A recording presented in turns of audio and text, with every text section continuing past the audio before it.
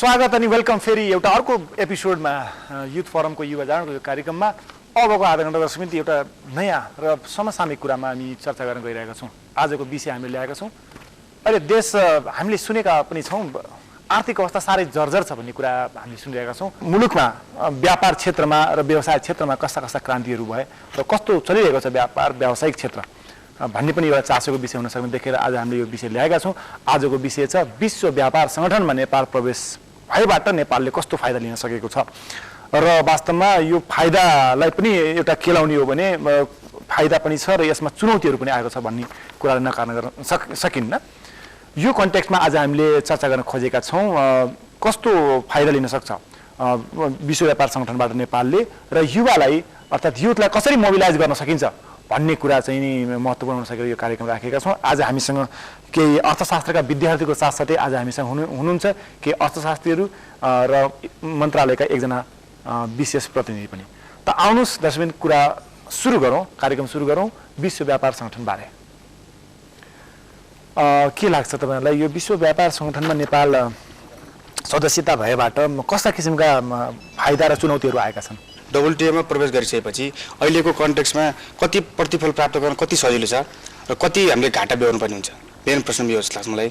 जुन त्यो तौल्दाखेरि प्राप्त गर्नुपर्ने फाइदाहरू र हामीले लुज गर्नुपर्ने हाम्रो किसिमका रिसोर्सहरू हामीले घाटा बेहोर्नुपर्ने कुरालाई तौलेर मात्रै हामीले WTO मा प्रवेश गर्नु राम्रो हुन्छ।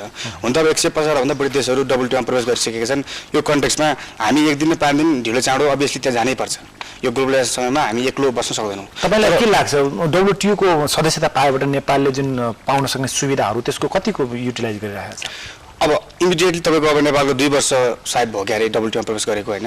यति छोटो समयमा नेपालले धेरै उपलब्धिहरू हासिल गरिसकेको छैन र यही तालले जाने भने नेपालले आगामी धेरै वर्षमा पनि WTO को प्राप्त गर्ने सुविधा र WTO दिने सुविधाबाट हामीले केही हात पार्न सक्ला जस्तो मलाई लाग्दैन। किनकि जुन किसिमको संयन्त्रहरूको हामीले विकास गर्नुपर्ने हुन्छ कम्पिटिसन गर्नको लागि त्यसबाट हुने बेफाइदाहरूलाई ट्याकल गर्नको लागि जुन किसिमको संयन्त्रको आवश्यक पर्छ मेरो विचारमा त्यो नेपालले अहिलेसम्म बनाइसकेको छैन र त्यो ट्याकल गर्न सक्ने क्यापेसिटी छैन। कस्तो संयन्त्र ल्याउनु पर्यो तपाईँको विचारमा? जस्तै अब WTO मा प्रवेश गरिसकेपछि अब भन्नु त अब ओपन इकोनोमी कुरा आउँछ, फ्री ट्रेड होइन। अब प्रतिस्पर्धाको क्षमता वृद्धि हुन्छ अवश्य नै। अब ओपन ट्रेड भनेपछि त्यहाँ धेरै गुड्सहरू विश्वबाट आउँछ, ब्यारियर हुँदैन, ट्यारिफ कम गर्नुपर्छ। हाम्रो जस्तो मुलुक जो राजस्वमा भनेको भन्सार नै पहिलो राजस्वको प्रमुख स्रोत हो। यस्तो अवस्थामा तपाईँको ट्यारिफ कम गर्नु भनेको अब एउटा किसिमले आत्महत्या गर्नु सरै हुन्छ हेर्नुहोस्।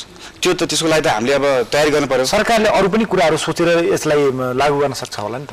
त्यो त अभियसली निजी क्षेत्र अब नागरिक समाज सरकारले केही सोचेर नि WTO मा प्रवेश गरेको होला। युवा परिचालनको कुराहरू आयो। अब हामीले युवा रोजगारीको पनि कुरा गर्दैछौँ।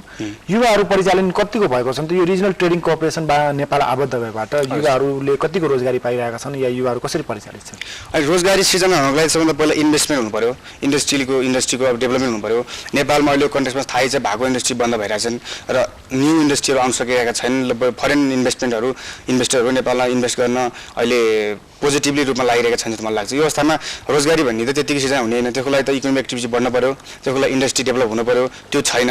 यो अवस्थामा WTO मा प्रवेश गरेका छौँ भन्दैमा युवाहरूलाई रोजगार दिन सक्ने अवस्था छैन नेपालमा र त्यो किसिमको संयन्त्रहरूको विकास भइसकेको छैन। तसर्थ WTO मा जाँदाखेरि अहिले हामीले तत्काल फाइदा लिने अवस्था मैले देखाएको छैन। रोजगारीको अवसरहरू पक्कै पनि यो WTO ले देला।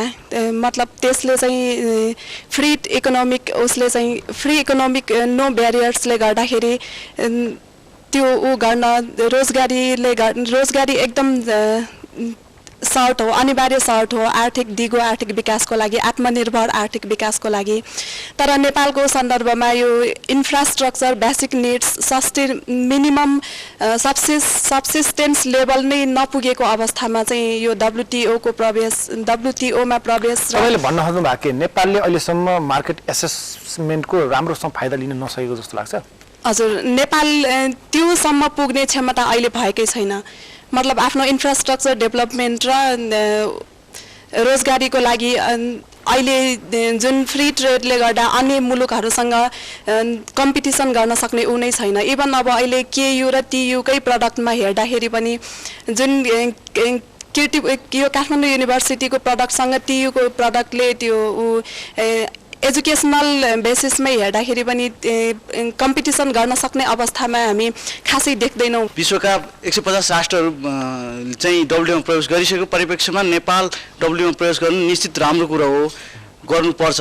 तर नेपालले चाहिँ अलिकति होमवर्क गर्नुपर्ने थियो कि, किनभने नेपालमा त्यो किसिमको वातावरण तयार भएको छैन। उद्योग धन्दाहरू भएका उद्योग धन्दाहरू पनि धाराशायी हुँदै गइरहेको छ। त्यसकारण अब विश्व व्यापारमा नेपाल जानलाई नेपालले त्यो प्रतिस्पर्धात्मक वस्तुहरूको उत्पादन गर्न सक्नु पर्छ।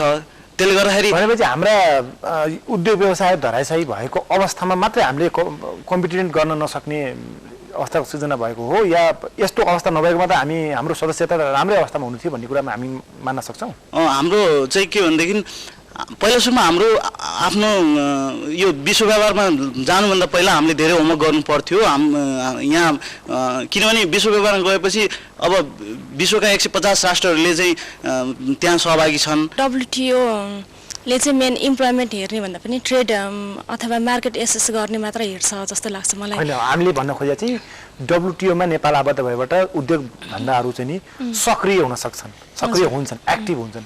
जब उद्योग धन्दाहरू एक्टिभ हुन थाल्छन् त्यहाँ युथ मोबिलाइजेसनको पनि निड हुन्छ, त्यसरी इन्टरलिङ्क्स हुन सक्छ भन्ने कुरो होइन हो त्यो त। तर WTO अन्तर्गत चाहिँ मार्केट एसेस गर्ने मात्र मेन मोटो त त्यही हो नि जस्तो लाग्छ। अनि त्यसबाट चाहिँ इम्प्लोइमेन्ट हुने चाहिँ अब विकसित देशहरूलाई मात्र फाइदा हुन्छ। हाम्रो जस्तो अल्प विकसित देशहरूमा चाहिँ अब आर्थिक पूर्वाधारहरू भएको हुँदैन, ह्युमन क्यापेबिलिटिजहरू पनि एकदमै जोस छैन, इलिट्रेसीहरू बढी छ। हाम्रो इन्फ्रास्ट्रक्चर कति डेभलप भइसकेको छ, हामीले कति युथलाई अथवा जुन नयाँ कमिङ जेनेरेसन कतिलाई हामी इम्प्लोइमेन्ट अपर्च्युनिटी क्रिएट गर्न सक्छौँ। फ्री मार्केट र फ्री एक्सेस त छ, तर गुड्सहरू आउँछ भने हामीसँग टेक्नोलोजी त छैन। तर के भने लेबरलाई त फ्री गराएको छैन नि। जस्तै हामी मार्केट चाहिँ ल्याउने वस्तु चाहिँ हामी कहाँ जति पनि बेच्न सक्ने। जस्तै हाम्रो जस्तो अन्डर डेभलप कन्ट्रीमा के हुन्छ भने लेबर फोर्स चाहिँ बढी हुन्छ। जस्तै हामी कहाँ चाहिँ लेबर उत्पादन भइरहेको हुन्छ, त्यो लेबरलाई जस्तै अरू देशले पनि लेबर कन्जम्सन नभएर हामी प्रब्लम भयो। अब लेबर कन्जम्सन टेक्नोलोजिकल इन्फ्रास्ट्रक्चर छैन हामी कहाँ। हामीले त्यो टेक्नोलोजी इन्फ्रास्ट्रक्चर हामीले अरू डेभलप कन्ट्रीसँग कम्पिट गर्न सक्दैन कुनै पनि हालतमा। हामीले कम्पिट गर्ने भनेको के हो भने हामीसँग भएको जुन अनस्किल लेबर छ त्यो लेबरलाई अहिले युज गरेपछि केही वर्ष पछाडि हामी त्यो स्टेजमा पुग्छौँ भन्ने हो। र अब अहिलेको अनस्किल लेबरलाई युज गर्नको लागि के भन्नु भने मार्केट फ्री छ भन्दैमा लेबर त फ्री छैन, अथवा भनेको म अहिले यो देशबाट अर्को देशमा जानुपर्ने त सकिँदैन नि। भनेको त्यस्तो खालको इस्यु चाहिँ अन्डर डेभलप कन्ट्रीमा को लागि चाहिँ त्यसले गर्दाखेरि पनि अझ बढी प्रब्लमहरू क्रिएट गर्छ। अथवा जस्तै युथ मोबिलाइजेसनको कुरा गर्नुभयो, युथ मोबिलाइजेसन झन् त्यसले चाहिँ नकारात्मक इम्प्याक्ट दिएर हुन्छ कि। जस्तै घरेलु उद्योग गरेर बसिरहेको सानो युथले उसको जुन छ त्यो घरेलु उद्योगबाट उत्पादन हुने वस्तु अब त्यो फ्री मार्केट भइसकेपछि त्यो त्योभन्दा सस्तोमा बाहिरबाट आउँछ। अब त्यो उसको यो भइरहेको रोजगारी पनि खोसिन्छ। रोजगारी सिर्जना त्यसलाई सस्टेन गर्न सक्ने इन्फ्रास्ट्रक्चर छैन, हामीसँग छँदै छैन। त्यो चाहिँ गर्नको लागि के भन्नु भने हामीसँग लेबर मार्केट पनि फ्री गर्नुपर्ने हुन्छ। हामीसँग WTO बारे कुरा गर्न आज आउनु भएको छ पाटन मल्टिपल क्याम्पसबाट एसोसिएट प्रोफेसर डेभलपमेन्ट इकोनोमिक्सको केशव खड्का। स्वागत छ डाक्टर खड्का। धन्यवाद। अब फ्री मार्केट इकोनोमीको कन्सेप्टलाई नेपालले ग्रास्प गर्न इन्फ्रास्ट्रक्चर डेभलप छैन, हामीसँग इन्डस्ट्रियलाइजेसन फुल्ली मोबिलाइजेसन छैन भन्ने कुरा आयो। त्यो मात्रै एउटा कारण हो WTO को इम्पेडिमेन्टको रूपमा, या हामीले के गर्न नसकेको जस्तो लाग्छ? WTO मा जानु नेपालको बाध्यता हो, किनभने विश्वका अधिकांश मुलुकहरू त्यहाँ जाने र त्यो अनुसारको एउटा ग्लोबलाइजेसनको अहिलेको समयमा नेपाल एक्लै रहन सक्ने अवस्था छैन। तर त्यसको लागि तयार गर्ने भाइहरूले अहिले उठाएको जुन प्रश्न हो त्यो वास्तवमा जायज छ, किनभने WTO आफैमा कुनै उपलब्धि होइन। यसले त विभिन्न प्रकारका मौकाहरू हामीलाई दिन्छ र साथसाथ चुनौतीहरू पनि छन्। तर मौकालाई उपयोग गर्नको लागि आवश्यक चुनौतीहरूको पनि तयारी सामना गर्न सक्ने क्षमता विकास हुनुपर्थ्यो। त्यो क्षमता विकास गर्ने भनेको कुरा के हो भने कि आफ्नो देशमा भएका भौगोलिक संसाधनहरू के छन्, हाम्रो बायोडाइभर्सिटी छ, हाम्रो आफ्नो प्रकारको जोग्राफिकल एडभान्टेज भएका क्षेत्रहरू छन्, ती क्षेत्रहरूको पहिचान गर्ने र त्यो अनुसारका लगानीका सम्भावनाहरूलाई उजागर गर्ने र विदेशी टेक्नोलोजी र पुँजी दुईटैको माध्यमले ती अहिलेसम्म उपयोग नभएका संसाधनहरूको उपयोग गराएर होइन आफ्नै देशभित्रपट्टि। अब खास मुख्य अवरोध चाहिँ के नि? मार्केट पहुँचमा हाम्रो अवरोध के मुख्य यहाँको विचार? मुख्य कुरो मलाई के लाग्छ भने कि एउटा चाहिँ हामीले यो हाम्रो भौगोलिक वातावरण अनुसार जुन ट्रान्जिट इकोनोमी छ, कलकत्तादेखि यहाँसम्म आउनुपर्ने अनि यहाँदेखि कलकत्तासम्म जानुपर्ने कारणले गर्दा प्रोडक्सन कस्ट बढी भएर विश्व व्यापारसँग हामीले प्रतिस्पर्धा गर्ने क्षमता कमी आएको छ। त्यसलाई कसरी एड्रेस गर्ने, सम्बोधन गर्ने र विदेशीहरूको यहाँ आगमन हुँदा हाम्रा आफ्नो क्षेत्र जुन छन् तिनीहरूको बचाउ कसरी गर्ने र मुख्य कुरो चाहिँ रोजगारी हो। भाइहरूले उठाउनु भएको प्रश्न एकदम सन्दर्भिक छ। अब एकछिन फ्री ट्रेडकै कुरा गरौँ न। फ्री ट्रेडको कुरामा लेबर फ्रीको एउटा उहाँले कन्सेप्ट ल्याउनु भयो, त्यो अवधारणा कतिको लागू हुन सक्छ या लागू हुनुपर्छ? होइन, त्यो त सही कुरै त्यही हो। किनभने क्यापिटल र टेक्नोलोजी विकसित देशहरूकोबाट हामी कहाँ प्रभावित हुन्छ भने हाम्रोबाट प्रभावित हुने भनेको श्रम साधन मात्रै हो। आर्थिक अवस्था एकदम विकराल अवस्थामा छ। त्यसो भए हामी 90s को दशकभन्दा पहिलाको क्लोज इकोनोमीमै छौँ। हामीमा इकोनोमिक लिबरलाइजेसन आयो भन्ने कुरामा हामी के अनुभूति भएको छैन जस्तो लाग्छ हामीलाई? होइन, केही मात्रामा हामी कहाँ उपयोग आएका छन्, तर त्यो आउनु पनि बाँकी छ। किनभने 8 सम्म छ, 10 पछि मात्रै हामी फुल फ्लेजमा विभिन्न क्षेत्रहरू सेक्टरहरू खोल्दैछौँ र त्यो खोलिसकेपछि त्यसको प्रभावहरू हेर्न बाँकी नै छ। खुला मार्केट व्यवसायबाट होइन हामीले युवाहरूलाई मोबिलाइज गर्ने भनेको इम्प्लोइमेन्ट नै हो र त्यो इम्प्लोइमेन्टको कुरालाई, रोजगारीको अवसरलाई क्षमता वृद्धि, उहाँहरूको प्रतिस्पर्धी क्षमता वृद्धि भएन भने अहिले भइरहेको रोजगारीको अवस्था पनि गुम्न सक्ने अवस्था नै रहन्छ। भनेपछि रोजगारी महत्त्वपूर्ण कुरा हुने कुरा एकदम सेन्ट्रल पोइन्ट नै हाम्रो हो। हजुर, हामी के भन्न चाहन्छौँ म त भने WTOमा प्रवेश गरेको कारणले नेपालीहरूले 30-40 हजार रुपियाँ कमाउन अब कुवेत र मलेसिया धाउन नपर्ने, नेपालमै ती उद्योगहरूको अवस्थाहरू आउने र त्यो अपर्च्युनिटी पाउनु पर्ने अवस्था सिर्जना हुनुपर्छ। त्यो गर्न सकियो WTOमा हामीले चाहिँ प्रवेश गरेर अनि युवाहरूलाई मोबिलाइज गर्न सक्यौँ, अन्यथा हाम्रो चाहिँ अवस्था रहने छैन। हजुर दर्शक तपाईँले हेरिरहनु भएको छ, वास्तवमा युवा कसरी परिचालित भइरहेको छ, कसरी परिचालित हुनुपर्छ। स्वतन्त्र व्यापारको क्षेत्रमा नेपाल प्रवेश गरिसकेको अवस्था छ। हामीसँग विभिन्न क्षेत्रीय सङ्गठनहरूसँग हामी आबद्ध छौँ, बिमस्टेक, साफ्टा र खास गरेर आजको चर्चाको विषय WTOमा अहिलेका यो ग्रुपमा भएका कुराहरू हामीले सुन्यौँ। अर्को ग्रुपमा हामी एउटा फर्किन चाहन्छौँ। हामी अहिले आएका छौँ अर्को ग्रुपमा, हामी कुरा गर्दैछौँ फ्री ट्रेडको कुरा, हामी कुरा गर्दैछौँ WTOमा नेपालको एसेसको बारेमा। नेपालले कस्तो चुनौती भोगिरहेको छ र कस्तो दिनमा प्रवेश गरिरहेको छ भन्ने कुरा हामीले गरिरहेका छौँ। यो ग्रुपका हामी सहभागीसँग अब कुरा गर्छौँ। 10 मिनट तपाईँहरूलाई चाहिँ कस्तो लाग्छ, WTOको सदस्यता पाएबाट अरू कस्ता कस्ता चुनौतीहरू नेपालले सामना गरिरहनु भएको छ र यसको के छ सोल्युसनका कुराहरू? मुख्य गरेर हामी कृषि प्रधान देश, हाम्रो भारतसँग ओपन बोर्डर छ। भारतले अहिले पनि आफ्ना कृषकहरूलाई सब्सिडीहरू दिइरहेको छ, त्यो हिसाबले हामीले दिन सकेका छैन। उसको कृषि उत्पादन सजिलैसँग नेपालमा प्रवेश गर्छ, त्यसले गर्दाखेरि हाम्रो कृषकहरूले आफ्नो उत्पादनको मूल्य पाइरहेको छैनन्। यो किसिमको चुनौती कृषि क्षेत्रमा हाम्रो चुनौती छ। विश्वको लागि जुन अरू कन्ट्रीको लागि अपर्च्युनिटीहरू भइरहेछन् तिनीहरू हाम्रो कन्ट्रीको लागि चाहिँ थ्रेटहरू छन्। जस्तो अनइम्प्लोइमेन्ट, यो चाहिँ इम्प्लोइमेन्टहरू घटाउनु अर्थात् घट्छ। त्यो WTOमा प्रवेश गरेपछि हाम्रो देशमा उल्टो बढिरहेछ। त्यहाँ साथीहरूले भने जस्तो के मुख्य कारण इन्डिकेटर होला त यस्तो इम्प्लोइमेन्टलाई घटाउने? हामीले फ्री ट्रेडको हामी उसमा फ्रेमवर्कमा आएपछि त हामीसँग त्यो धेरै अपर्च्युनिटीहरू हुनसक्छ नि। हामीसँग मेन कुरा त इन्डस्ट्री ग्रो अप गर्न सक्छ, इन्डस्ट्री एक्सेसिबल भएपछि इन्डस्ट्री ग्रो अप गर्न सक्छ, प्रोडक्सन हुनुपर्ने हो। तर त्यो मेन कुरा त टेक्नोलोजी छैन हाम्रो। खास त टेक्नोलोजी WTOमा प्रवेश गरेपछि त ट्रान्सफर हुन्छ त्यो त हो, तर लेबरको मोबिलिटी त्यति ट्रान्सफर हुँदैन।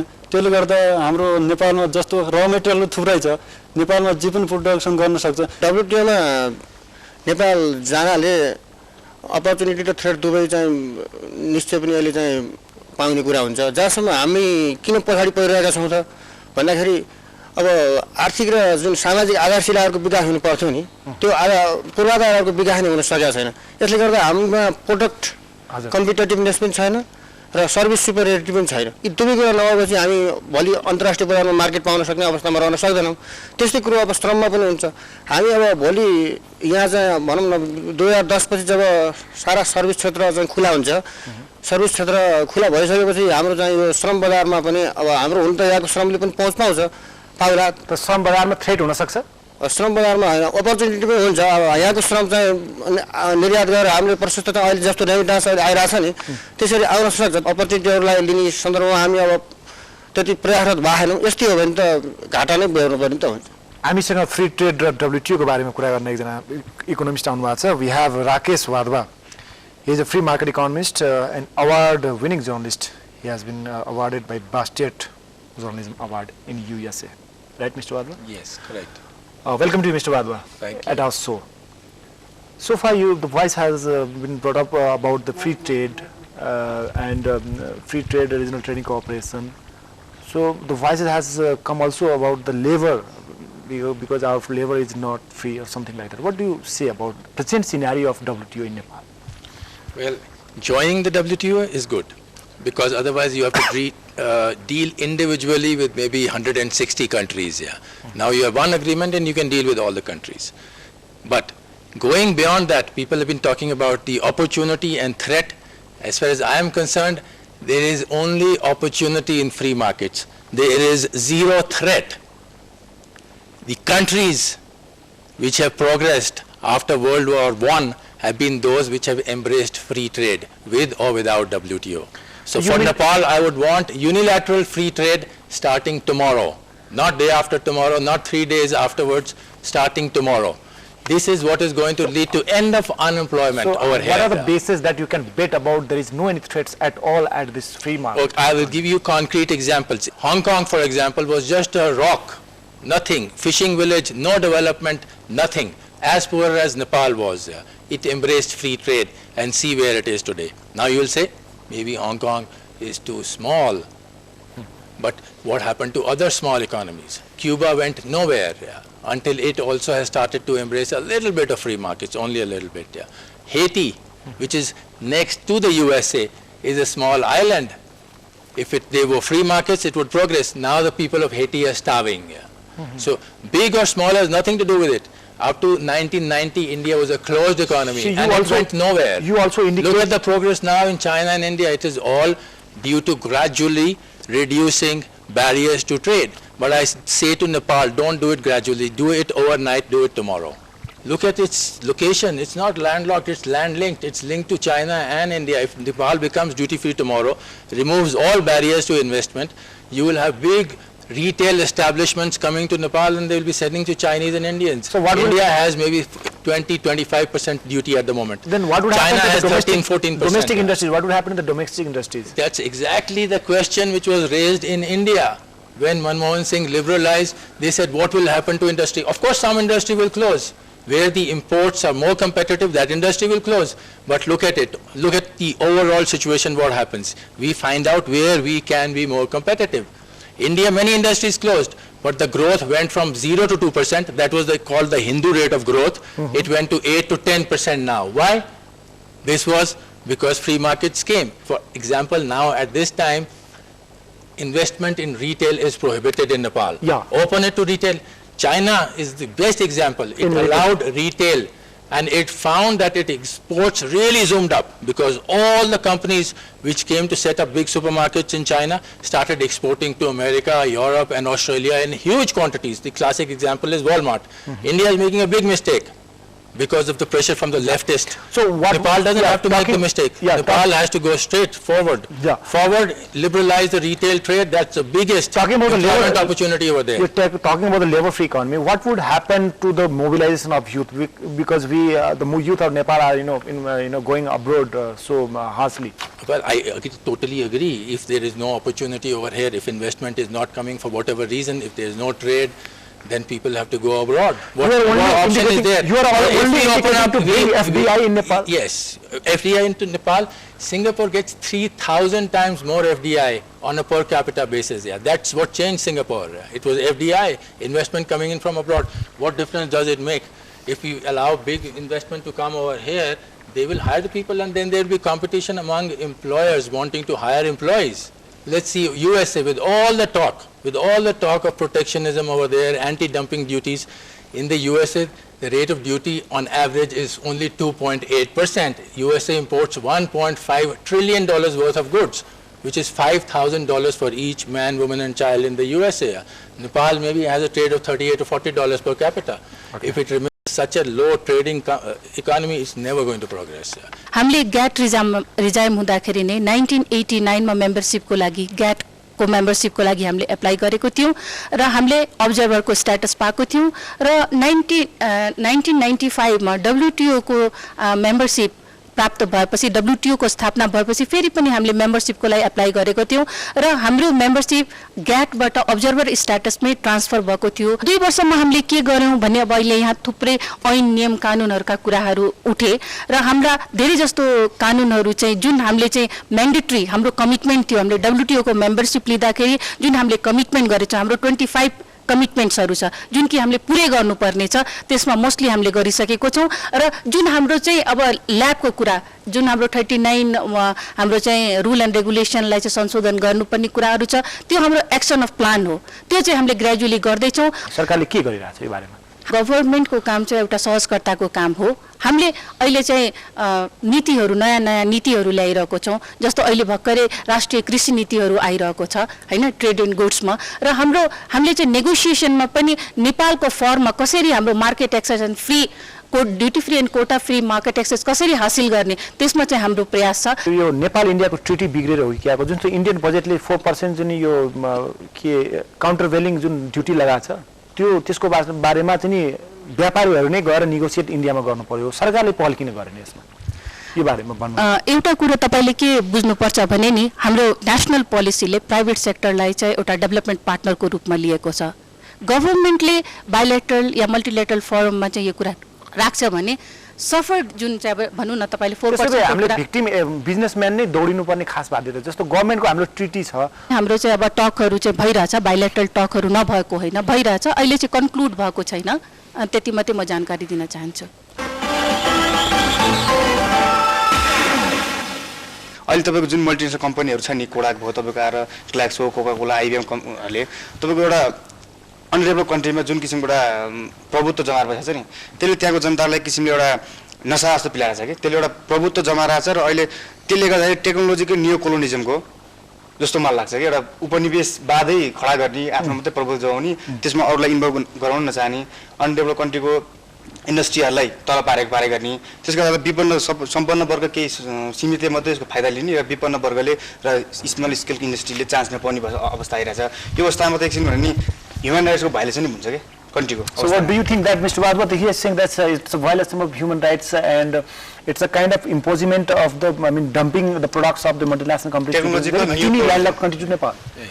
He has raised various points and I am very happy to have this opportunity to clarify. Number one is technology. Technological neocolonialism. Neocolonialism. I will give you an example. Brazil was protected, almost as much protected as Nepal. Yeah. Taiwan embraced open markets. Fujitsu company of Japan brought totally old technology for making of photocopiers to Brazil. And it brought new technology to Taiwan which embraced free markets. Because it knew that in Taiwan you could import from anywhere in the world, and therefore it had to bring new technology, latest technology to Taiwan. But it knew in Brazil there were huge import duties. The Brazil market was protected, so it brought old technology to Brazil. If you want the best technology, open up the markets today, because if the company doesn't bring the best technology and people in Nepal can import products, the old technology has no chance. People will only bring new technology to Nepal. You have to open up the markets. WTO को follow-up हुँदा एकैपटक खोल्दाखेरि market जस्तो फिलिपिन्सले आएर कुन problem भोगिरहेछ अनि इन्डोनेसियामा rice जुन exporter country थियो आज इम्पोर्टर भएर खान नपाउनेहरूको संख्या बढिरहेछ अर्जेन्टिना जुन 1960s मा डेभलप कन्ट्रीको मिडल क्लासमा थियो अहिले आएर तल लोअर ग्रेडमा झरिरहेछ त्यसकारण अपर्च्युनिटीहरू ओपन हुन्छन् तर WTO नै प्यानासिया चाहिँ होइन र फ्री मार्केटले कम्पिटिटिभ स्ट्रेंथलाई अगाडि बढाउन सकेन भने it will kill your economy तपाईको वस्तुलाई कम्पिटिटिभ बनाउने पहिलो र दोस्रो चाहिँ तपाईको चाहिँ लोकल अब डोमेस्टिक क्यापेसिटीलाई पनि इन्हान्स गरेर इम्पोर्टेड प्रोडक्ट्सहरुसँग पनि तपाई कम्पिट गर्न सक्नु पर्यो You think production of rice is the only thing which people in Nepal can do? If somebody gives you a free gift, if I give you a free TV, will you accept it and thank me for it, or will you say no, don't give it, what is this nonsense, you are hurting me? If we get free rice from India or from anywhere in the world, say thank you very much, give us free wheat also, free TVs, free cars, free everything. This will become a paradise then. Yeah. It is difficult to imagine Nepal going down any longer. These are the same policies which brought India to its knees, which have made North Korea what it is. Yeah. If totally capital and technology comes from abroad, then they have certain say over all these things. Absolutely. And in Nepal, when the private sector is so weak, and the production possibilities and the infrastructure has not been developed to match even the minimum basic needs, and the government is silent on these opportunities, creating the opportunities for the nationals and national economy. So how can you expect that the foreigners who would come here for only profit, they will help Nepalese people to have better chances? Sir, if we follow what you are saying, after 50 years we'll be saying the same thing. Nepal is too poor, its private sector cannot compete because it has never been given the opportunity to do so. You're talking about people coming for profit. Of course they will come for their own profit. When they come for their own profit, everybody's fortune in Nepal will go up. That's been the example of Singapore, HongOng and the USA. For many years, the whole of America was capital deficient, capital flowed from Europe. प्रतिस्पर्धा जान्छ पनि opening पनि नगर्ने पक्षमा होइन sir. तर कुरो के भने जुन नेपालको जुन फेसिङ च्यालेन्ज छ, जुन ग्राउन्ड रियालिटी छ, ग्राउन्ड रियालिटीलाई सरले जुन सिद्धान्त रूपमा अर्थशास्त्र नेपाली WTO प्रवेश गरिसकेपछि अवश्य पनि च्यालेन्जहरु त हुन्छ, कम्पिटिसन त हुन्छ, तर कम्पिटिसनसँग डराउनु त भएन नि हामी। यसले प्लेटफर्म पाइन्छ, तर तपाईलाई रिङमा लगेर 80 किलोको वेटको एउटा खेलाडी तपाई 40 किलोको हुनुहुन्छ भने ओपन त्यो प्लेटफर्म पायो भन्नेमा त लड्न सक्नुहुन्छ। धन्यवाद। यो यसमा चाहिँ मैले इन्टरभेन गर्नै पर्छ जस्तो मलाई लाग्यो, किनभने WTO एउटा त्यस्तो फोरम हो जहाँ लिस्ट डेभलप कन्ट्री तपाई त्यो सिस्टमबाट बाहिर बसेर यो सिस्टमले दिएको स्पेशल एन्ड डिफरेन्शियल ट्रिटमेन्टको प्रोभिजनहरु तपाईले इन्जोय गर्न सक्नुहुन्न, प्रिफरेन्शियल मार्केट एक्सेसको कुराहरु तपाईले इन्जोय गर्नुहुन्न, तपाईको क्यापेसिटी इन्हान्स गर्न जुन अहिले टेक्निकल एसिस्टेन्ट एन्ड फाइनान्शियल एसिस्टेन्टका हामी कुराहरु गरिरहेछौं र अहिले जुन WTO को 6 मिनिस्टरल मिटिङले जुन WTO को सिद्धान्त छ, WTO को सिद्धान्तमा कहीं खोट छैन, free access of market, open economy trade, free trade. If we wait, we have already waited 50 years, 100 years, we will keep on waiting for another 50 years, another 100 years, and people will be still saying the same thing, we are not prepared. हजुर भनेपछि म पनि एउटा conclude remark गरिहालौं। WTO भनेको अघि पनि मैले भने this is not the panacea of all our problem, this is only means. हामीले यसको म्याक्सिमम युटिलाइज गर्नुपर्छ यो प्लेटफर्मको। हजुर भनेपछि हाम्रो मन्त्रालयका प्रतिनिधि र अरू अर्थशास्त्रीहरूको विचारको कुराको साथसाथै आजको कार्यक्रमको निर्धारित समय सकिएको मलाई जानकारी आएको छ। दर्शक हामी कुरा गर्न खोजेका छौँ विश्व व्यापार सङ्गठनको सञ्जालमा आएपछि नेपालले लिनुपर्ने फाइदा र चुनौतीका साथै फाइदा चुनौती छ, तर एउटा नयाँ मेसेज आयो अहिले, किनभने सबै किसिमको मार्केट एसेसमेन्टलाई हामीले फ्री गरौँ, फ्री ट्रेड गरौँ, जसबाट हामीले हङकङ सिङ्गापुरको एउटा कन्सेप्टलाई जसरी डेभलप गऱ्यौँ त्योबाट चाहिँ हामी एउटा नयाँ पाठ सिक्न सक्छौँ भन्ने कुरा मिस्टर वाधवाको कुराबाट आइरहेछ। यो कुराले कन्क्लुड गर्न सक्छ।